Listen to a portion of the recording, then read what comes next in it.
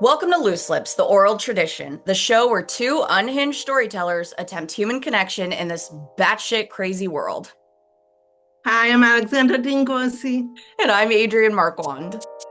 Today we're chatting with someone way too gregarious to stay under the radar. Jonathan Parada. Whether it's whipping up a savory beef Wellington or their deep thoughts on electronic music, they bring the kind of joyful energy we love around here. So grab your salsa water. Get cozy, and let's get to know Jonathan Parada. Because trust us, you'll want to.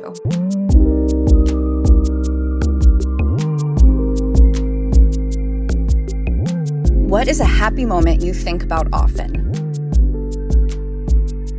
There used to be a lot more from when I was younger, but now I kind of go towards stuff from USC.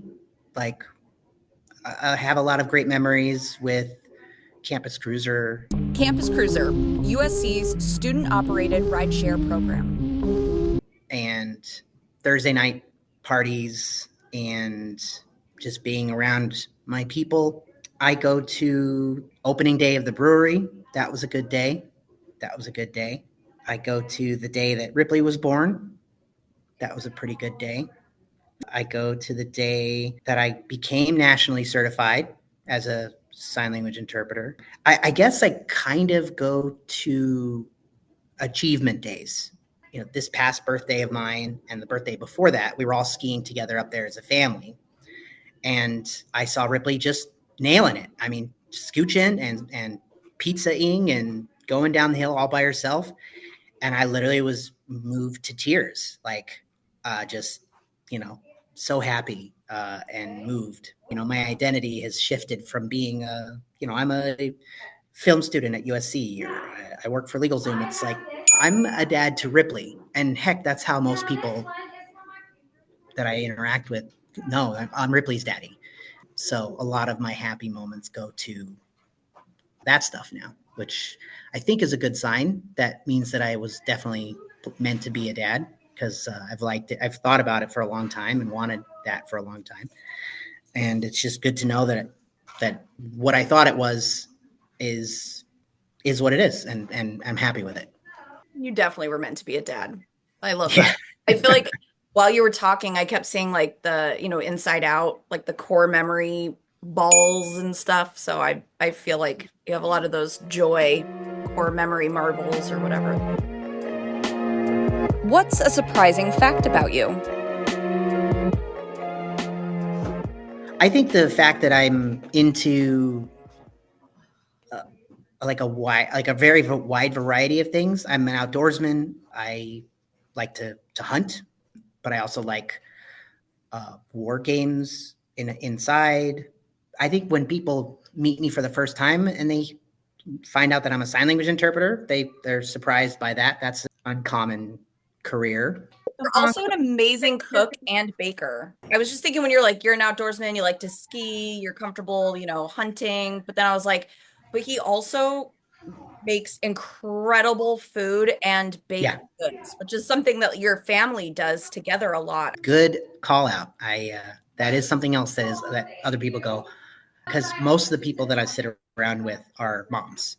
And so they're already surprised that a dad is here hanging out. And whenever we do get to talking and just getting to know one another, I've had moms ask like, oh, who does the cooking? And I'm like, oh, we share it 50-50.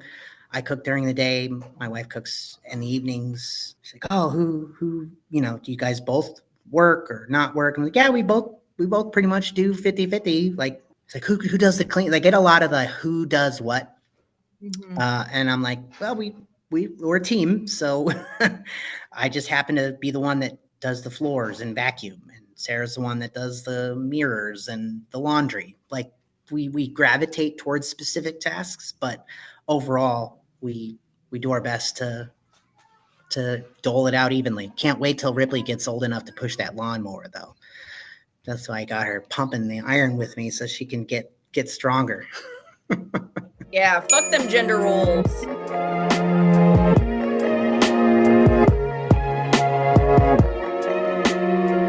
I regret that I didn't like really stay on my Spanish because I did do 4 years of Spanish in high school and I tested into Spanish 3 at SC, but I just never kept up on it. So I do wish that I had like really stuck with it, kept practicing it.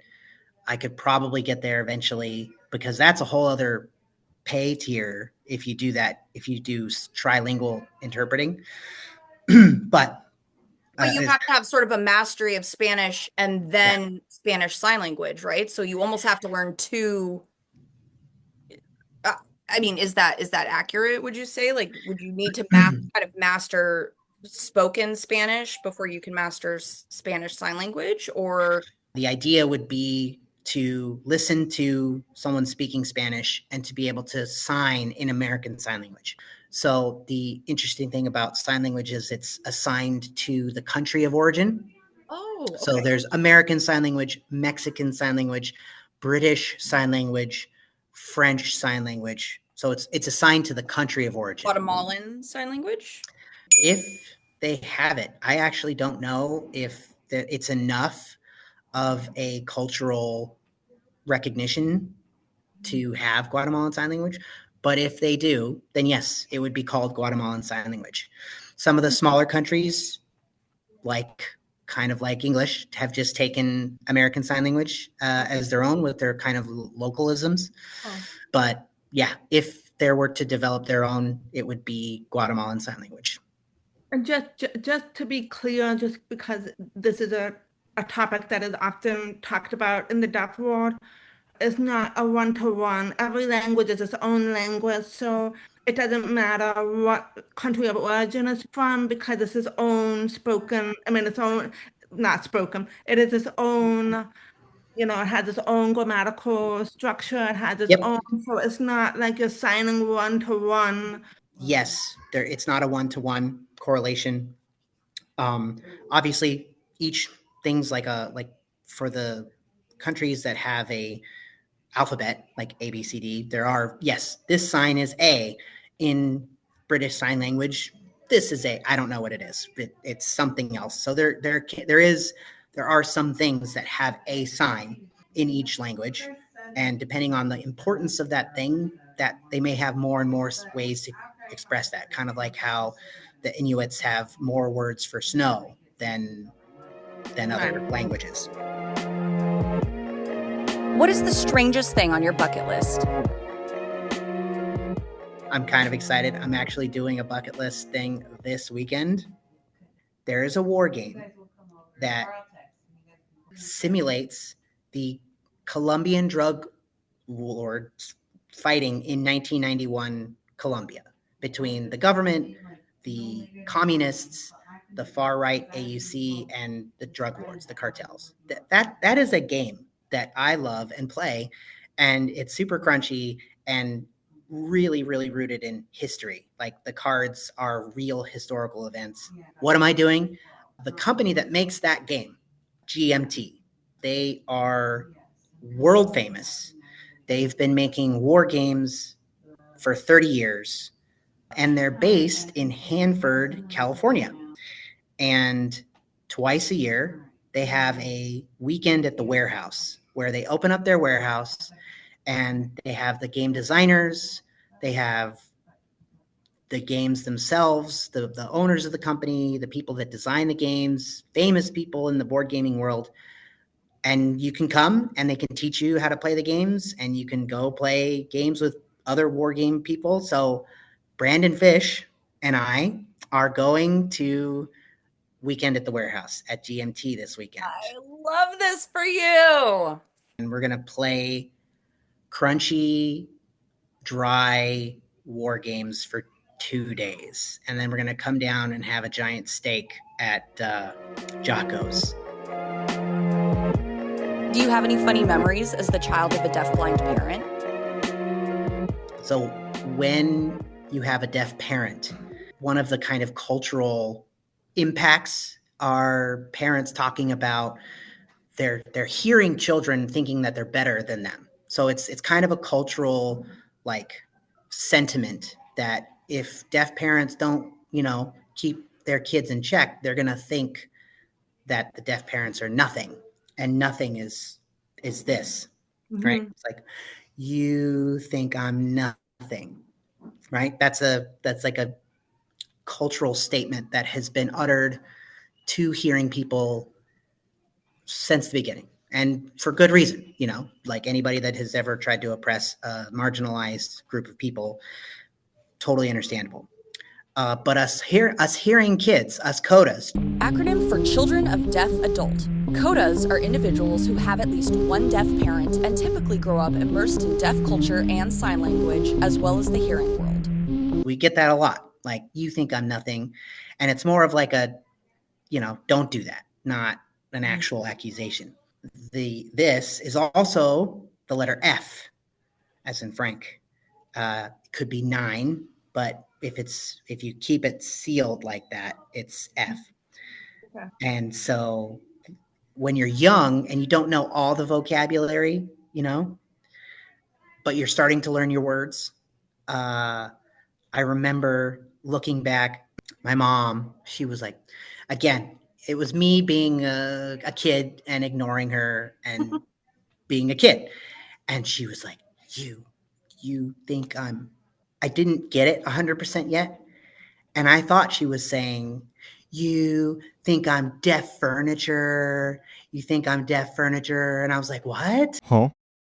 There's deaf furniture? Like, what? Like a couch? I don't think you're a couch. You think I'm deaf furniture. So it took me a minute to understand that she was saying something completely different. She was not accusing me of thinking that she was an anthropomorphized object. Oh, Mom, you're such an ottoman. What do you think? I'm an ottoman? You're going to put your feet up on me? That kind of works, actually.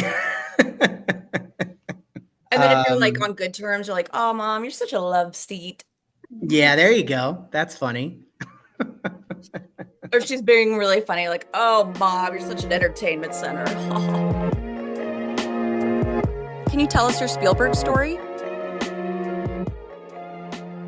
I think I've told the story too many times. I'm getting to the point where I'm like, I have to check with Sarah I'm like, hey, is this story is it not as good as I think it is? Like, should I back off? And she continues to tell me that, no, it's a pretty badass story. In one of the classes I took at USC, it was an auteurship course. So the entire semester was just looking at one film auteur, and it was Steven Spielberg. So I've seen every single thing that he's ever made, produced, been involved in, touched.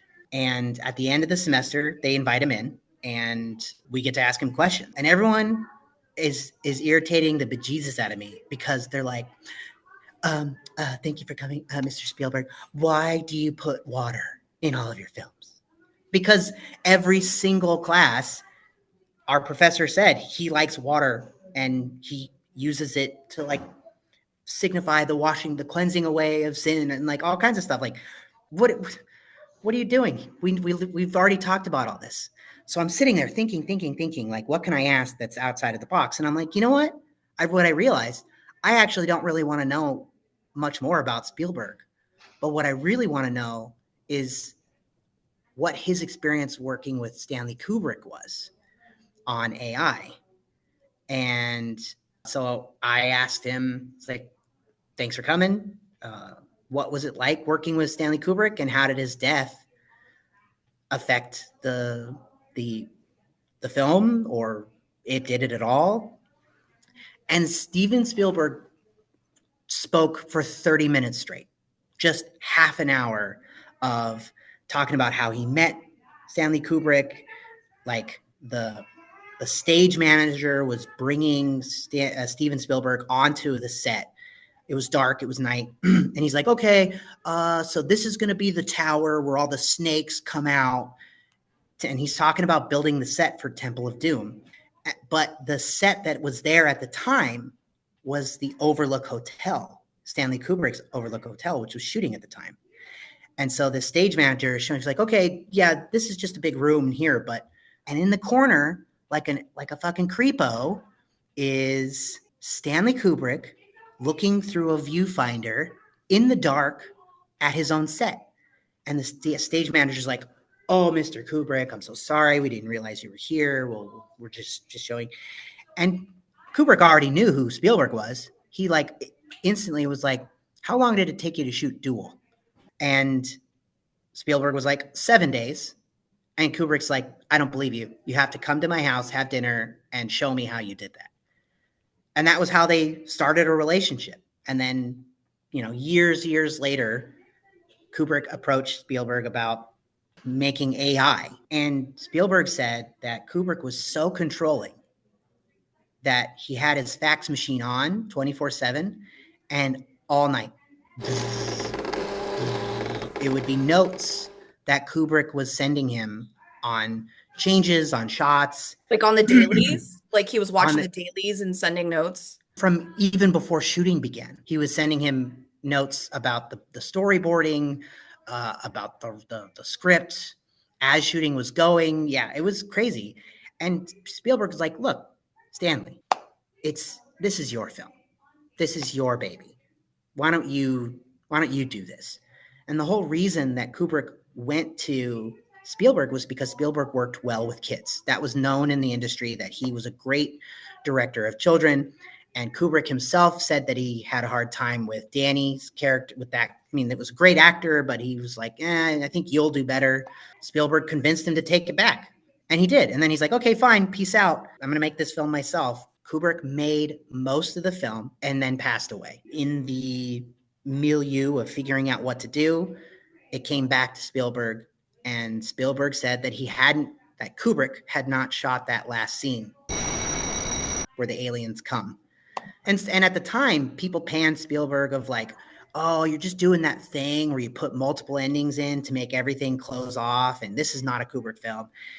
And in front of us and in front of an audience, he swore. He's like, "I swear, I have a stack of paper where he wrote out in detail every single shot, what it looked like. And this scene's in there. The scene with the aliens is in there. So I didn't change anything. I kept as true as I could to Kubrick." And literally, Spielberg stopped talking and he was like, "That was a great question."